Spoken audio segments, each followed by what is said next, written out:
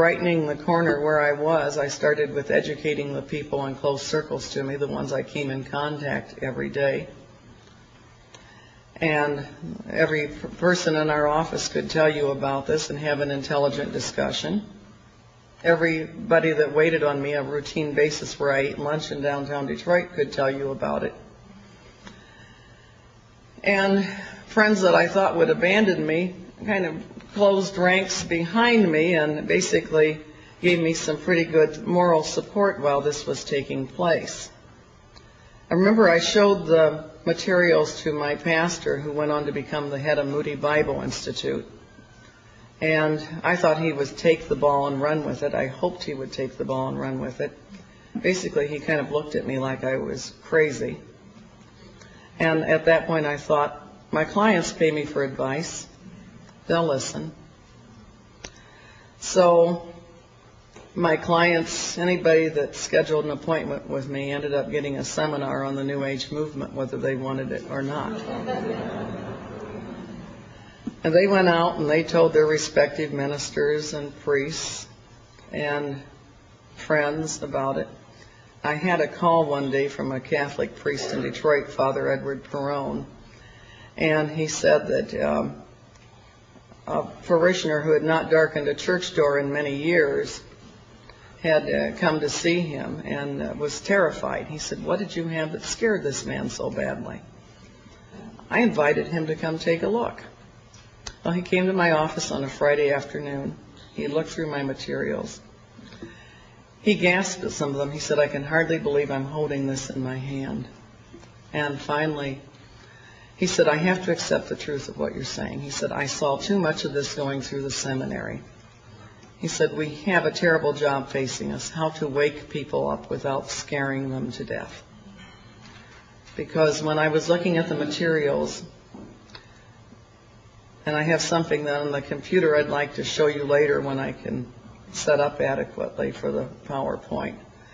But 1983, the New Agers really thought they were going to pull things off in 1982. 1982 was a target year for them. 1975 was a target year to make teachings on their new Messiah public. But at the point I was looking at it, I didn't know I was looking at that yet. I didn't understand fully what I was looking at until I found a book by a California writer named Marilyn Ferguson called The Aquarian Conspiracy, Personal and Social Change in the 1980s. And all the things I found disturbing, she found encouraging. She said, now the heretics are gaining ground. Doctrine is losing its authority. And knowing is superseding belief. And she quoted from a book called The Aquarian Gospel of Jesus the Christ. And for some reason, when I read the quote, I thought it was terribly important that I find that book, and I did track it down the very next day at the Methodist bookstore, I'm sorry to say. And Dixon Bible and Books, which was owned by a member of my own church, I'm sorry to say, had copies of the book in stock as well. And it was basically written in King James style English. And this was about Jesus, obviously the jet setter. He wasn't hanging around Palestine. He was traveling to India and China.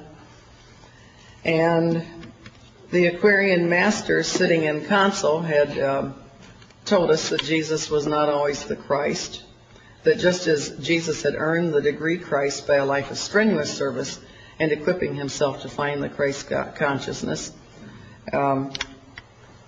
that Jesus wasn't always, just as Lincoln was not always president, Edward was not always king, neither was Jesus always the Christ. He had earned the degree Christ by these certain practices. And they had John the Baptist was also out seeking wisdom, and he also had pagan masters. And John the Baptist one day asked his pagan masters per this version, the Aquarian Gospel. He said, why do we need any further illumination? These teachings, the Vedas, the Upanishads, these are so sublime, so perfect. And his master explained to him, He said, in the past, when man needed illumination and progress to advance to a further point, the masters would send somebody.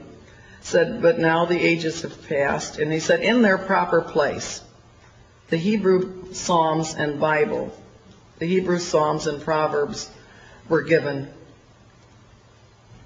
for man's enlightenment. Said, but now that age is past, and it is time for more revelation, and Jesus is the flesh-made messenger to bring that light to man. But in the ages yet to come, man will attain to greater lights, and greater lights will be needed and sent. And I wrote in my margin a neat trick. I said, and finally at last, a mighty master soul will arise to light the way to the throne of perfect man. I slammed that book shut. I was spastic. I knew I just looked at something about and promoting and preparing folks for the Antichrist. And I had to learn more about it. The information sources were deficient. Marilyn Ferguson said that folks that were involved in this communicated with code words and signals, that they were made kindred by their inner earthquakes. And that's very important that you remember that, because that's the glue that binds them together. It's not money, it's an ideology, but it's basically mass hypnosis. Folks, by one method of mind control, one method of spiritual deviation, one method of going out of their minds, make this, quote, paradigm shift. And this is what the, quote, Christian books were also talking about. I've since collected some. One was SPCK, Society for the Propagation of Christian Knowledge. It was from England, and they actually told us we should pay heed to Benjamin Creme and Alice Bailey and Helena Petrovna Blavatsky. I decided that if they communicated that way, that maybe I could tap into that. And I didn't know what their signals were. But she said they use code words, and I was having a pretty good notion of what their vocabulary was. Things were done holistically. We lived on spaceship Earth on a crowded planet, all the emphasis on crowding, in a global village. We needed to make this new paradigm shift. We were entering this new era, so on and so forth. And so I carried 2 books with me day and night for 2 weeks, hoping I could find somebody that would pick up on it. And one book was The Aquarian Conspiracy by Marilyn Ferguson, and the other was The Aquarian Gospel of Jesus the Christ. Well, I ran into somebody, pleasant fellow, but he was bordered on the left, and he told me he was thinking of running for city council. I knew every politician in Detroit was knowing on a first-name basis. And I said some pleasant words to him and didn't think anything more about it. And he called me a couple of weeks later and said he definitely was going to run for city council, and he and his wife Marge would be so delighted if I would come to their house and join them for a coming out party the night before. Well, it was Sunday night, and to tell the truth, after I found this material, I was not interested in anybody's political campaign. In fact, I wanted to go to the nearest church and curl up under the nearest altar so I wouldn't get into any more trouble before things came down.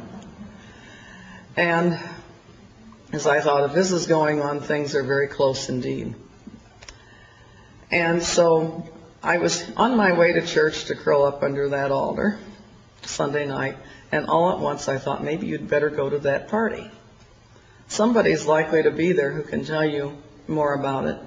If they're not at that party, it's not big enough to worry about. He was a nice guy, but he tended to attract the eccentrics. So I headed over for the party, and he introduced his campaign manager, and I had had one strange conversation with this woman a year earlier, when Barry was coming out of the hospital after 6 months in the hospital and rehab. And Phyllis Warren, that woman,